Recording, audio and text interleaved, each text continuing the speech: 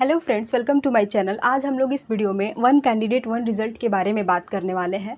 ठीक है, क्या ये मांग ये मांग जो बच्चे ने कैंडिडेट ने की है, ये बहुत ज़रूरी है और इस मांग को पूरा होना हर हाल में चाहिए।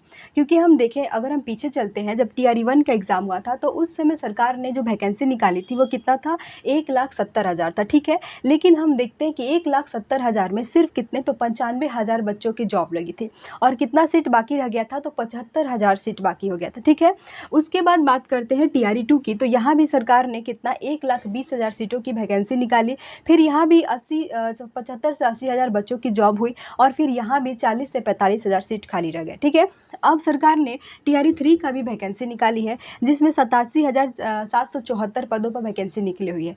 तो क्या देखा जाए तो 1,70,000 में सिर्फ कितने, तो 95,000, और यहाँ देखा जाए तो 1,20,000 में सिर्फ कितने, तो 70 से 75,000 बच्चे। तो क्या यहाँ जो वैकेंसी निकली है 87,774, तो क्या यहाँ पर सिर्फ 40,000 के आसपास ही बच्चों की वैकेंसी मतलब जॉब लगेगी? तो ये जो बात अभी चल रही है कि वन कैंडिडेट वन रिज़ल्ट, तो ये बहुत ज़रूरी है, बहुत इंपॉर्टेंट है। यहाँ समझने वाली सबसे बड़ी बात है कि अभी जो वैकेंसी निकली हुई है, यहाँ देखें तो प्राइमरी में 28,026 पद पर है। उसके बाद हम मिडिल स्कूल की बात करें तो उसमें 19,645 पद है। इसके बाद हम माध्यमिक स्कूल की बात करें तो 16,970 पद है, और हम उच्च माध्यमिक की बात करें तो 22,373 पद है। तो इन सभी बातों को ध्यान से समझने की मतलब यहाँ ज़रूरत है, और ये जो अभ्यर्थी मांग कर रहे हैं वन कैंडिडेट वन रिज़ल्ट, ये बहुत ज़रूरी है। ठीक है, यहाँ पर बात करते हैं कि जैसे यहाँ तो इतना सीट खाली रह गया, लेकिन जो इन बच्चों का जॉब लगा है, तो क्या ये जॉब सुरक्षित है? क्या जितने बच्चों का जॉब लगा है वो अभी जॉब कर रहे हैं? तो ऐसा नहीं है। अगर हम देखा जाए तो बिहार के हर डिस्ट्रिक्ट की बात करें तो देखें कि 200 से 500 कैंडिडेट जॉब लगने के बाद भी उनका सर्टिफिकेट वेरिफिकेशन करके उनको जॉब से निकाला जा रहा है। कितना, तो TRE 1 और TRE 2 में ही ऐसा है। तो क्या TRE 3 में भी ऐसा नहीं होगा, ताकि वो फिर TRE 4 जो अनाउंस कर रहे हैं, TRE 5 अनाउंस कर रहे हैं, तो उसमें ये सारे जो सीट बच रहे हैं यहाँ TRE 3 में इनका मतलब दिमाग क्या कह रहा है कि TRE 3 में जो आपका सीट बचेगा वही सीट हम TRE 4 में लाएंगे। या तो ये तो सभी विद्यार्थियों को उल्लू बना रहे हैं, बुर्बक बना रहे हैं, क्या कि जितना सीट पर वैकेंसी निकाल रहे हैं उतना सीट पर जॉब नहीं दे रहे हैं, और फिर जो सीट बच जा रही है उसको अगला में कर दे रहे हैं। तो यहाँ समझने वाली बात है कि एक तो बच्चों की उम्र जा रही है, कितने सारे बच्चे, अब अगर हम 17 महीना पहले की बात करें तो वहाँ पर कितने सारे अभ्यर्थियों ने अपनी उम्र की वजह से अपनी जॉब छोड़ दी, मतलब उनको उम्र ख़त्म हो गया, फॉर्म में ही नहीं अप्लाई कर सकते। तो यहाँ जो ये दिया गया है कि यहाँ पर बच्चों की उम्र नहीं ख़त्म होगी।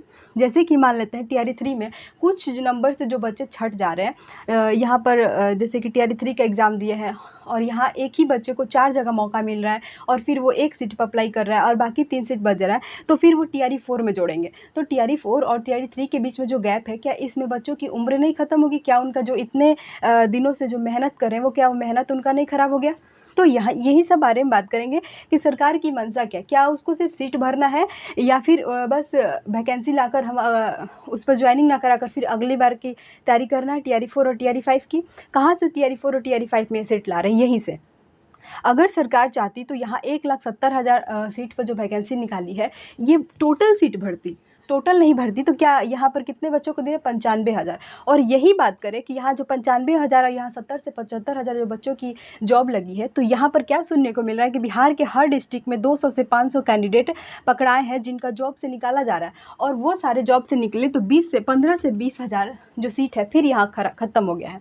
तो बच्चों की ये मांग बहुत सही है कि वन कैंडिडेट वन रिज़ल्ट, और सबसे ज़रूरी है कि TRE 3 का रिज़ल्ट की बात करें तो वो आपका अगस्त लास्ट में आने की संभावना है। ठीक है, तो सबसे यहाँ ज़रूरी है कि पहले हमें रिज़ल्ट से पहले काउंसलिंग कराना ज़रूरी है, क्योंकि हम देखते हैं कि BPSC क्या करता है, जैसे ही आपका रिज़ल्ट आया और काउंसलिंग के 2 दिन पहले या फिर काउंसलिंग के पहले वो अपने वेबसाइट पर आपके सारे डॉक्यूमेंट अपलोड कर देता है, जहाँ से आपको डॉक्यूमेंट को प्रिंट कराना रहता है, जिस पर BPSC का वाटरमार्क रहता है। ठीक है, अब क्या करेंगे कि वही डॉक्यूमेंट ले जाकर वेरिफिकेशन काउंसलिंग में जमा हो जाता है, जहाँ सिर्फ देखा जाता है कि ये डॉक्यूमेंट है, और उस विद्यार्थी को वो क्या करते हैं, ज्वाइनिंग लेटर दे देते हैं।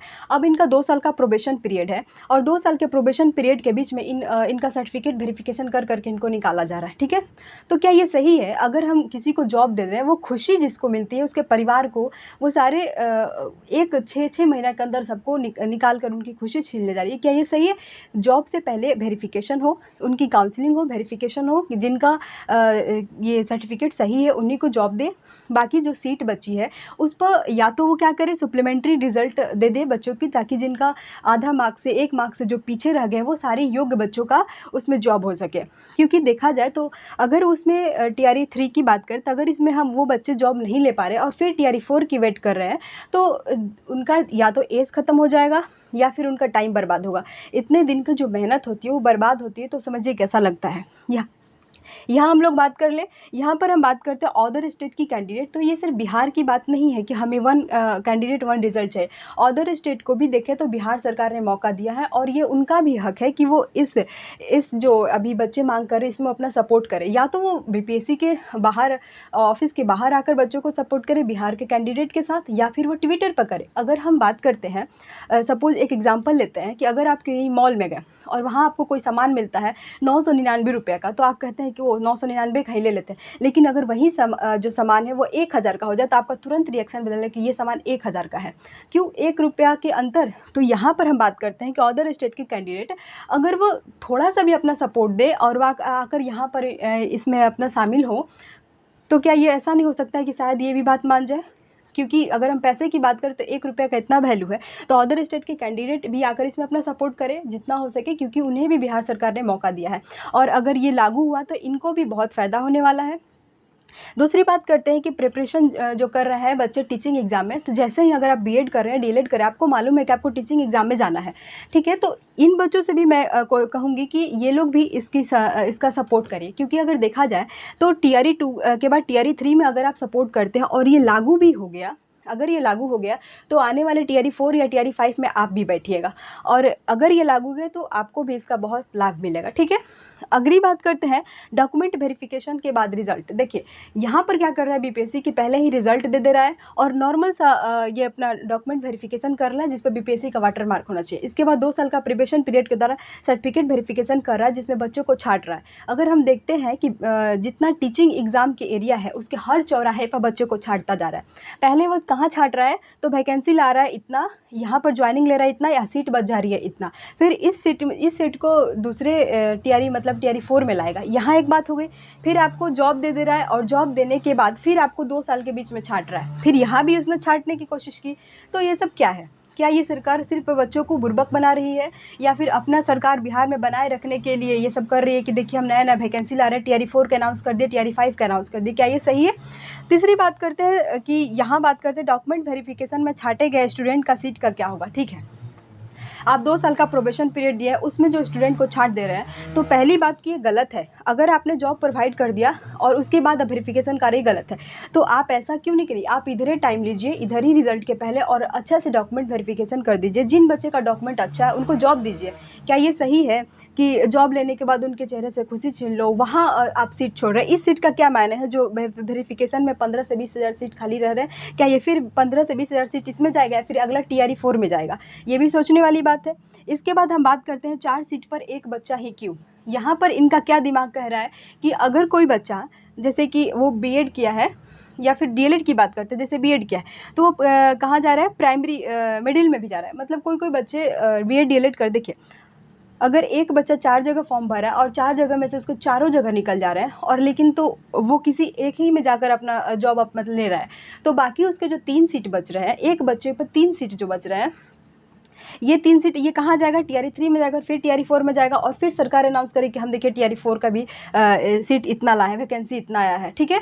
तो ये भी सोचने वाली बात है कि जो बच्चे देखिए अगर ये सरकार नहीं मान रही है कि 1 कैंडिडेट 1 रिज़ल्ट, तो उन्हें ये करना चाहिए कि पहले हम 11th-12th का रिज़ल्ट निकालें, उसमें जो बच्चा का हो गया है उसका हो गया, जितना सीट बचा है उस सीट पर जो 1-2 नंबर से कम पीछे रह जा रहे हैं उन बच्चों को क्या करें? सप्लीमेंट्री रिज़ल्ट डालें। लेकिन ऐसा भी वो नहीं कर रहा है। उसके बाद 11th-12th के बाद वो चाहे तो 9th-10th का दे सकता है, 9th-10th के बाद दे सकता है 6th-8th का, इसके बाद 1 to 5 का देगा।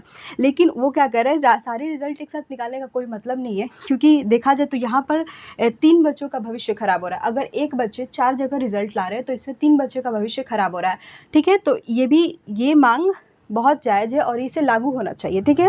अगली बात करते हैं कि 1 कैंडिडेट 1 रिजल्ट की मांग पर लाठीचार्ज क्यों की? लाठीचार्ज इन्हें क्यों? देखिए आज से सिर्फ परसों 15 अगस्त पड़ रहा है, हमारी स्वतंत्रता दिवस है। क्या हमारी स्वतंत्रता इस तरह से मनेगी 15 अगस्त के दिन? क्या ये लोग बिहार सरकार के जो मुख्यमंत्री जाकर सिर्फ झंडा फहरा देंगे और बताएंगे कि हम लोग स्वतंत्र हैं? क्या यही स्वतंत्रता है? अपनी मांग हम नहीं कर सकते हैं क्या? यहाँ पर आज से 17-18 महीना पहले देखा जाए तो उस समय भी शिक्षकों को काफ़ी लाठीचार्ज हुआ था, तब जाकर ये TRE 1 और TRE 2 का जो वैकेंसी निकली है उस समय निकला था। हर एग्ज़ाम में शिक्षकों के साथ बहुत गलत व्यवहार किया जा रहा है और यहाँ भी अगर ये अपनी मांग उठा रहे हैं तो इन पर लाठीचार्ज किया जा रहा है। ठीक है, अगर ऐसी हरकत रही तो अगला जो सरकार बनने वाली है, अगर वो लोग भी वोट मांगने आए और इसी तरह से ये बच्चे लाठी उठाकर पीटने लगे, तब उन्हें एक लाठी का दर्द समझ में आएगा, जो यहाँ पर बच्चों को ये लाठी चार्ज कर रहा है। ठीक है, मैं सभी से यही कहूँगी कि ये तो होना ही है, चाहे इसमें हो या चाहे TRE 4 में हो, लेकिन आपको क्या करना है कि अपना ख्याल रखना है, शांति से आपको वहाँ पर मांग करनी है। हो सकता है सरकार आपकी मांग ज़रूर सुनेगी, तो बस अपना ख्याल रखें, क्योंकि जॉब से ज़्यादा आपके फैमिली है। और इसी के साथ आगे जो भी होगा मैं आपको बताऊँगी। ठीक है, थैंक यू सो मच।